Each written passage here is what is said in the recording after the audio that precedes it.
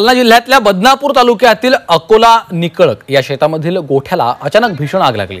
या आगीमध्ये गावाशेजारी असलेल्या जनावरांच्या गोठ्याला देखील आग लागली आहे। यामध्ये गोठ्यात बांधलेली 25 ते 30 जनावरं भाजल्याची माहिती समोर आली आहे। ग्रामस्थांनी धावपळ करत पाण्याने आग विझवली। दरम्यान काही शेतकऱ्यांनी या मुक्या जनावरांना आगीतून वाचवले। मात्र आग मोठी असल्यामुळे 25 ते 30 जनावरं आगीमध्ये काही प्रमाणात भाजलेत अशी माहिती समोर येते।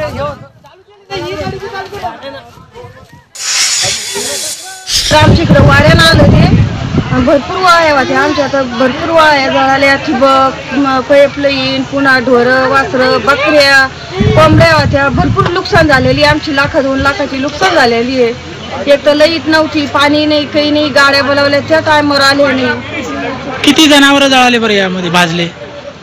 40-50 ढोर जळलं आमचं पूर्ण। काही बकऱ्या होत्या, काही कोंबड्या होत्या। भरपूर होतं नाही तर शेजारी पाजारी, पण लाईटच नव्हती पाणी हे करायला। गाड्या बोलावल्या त्या लवकर आल्या नाही।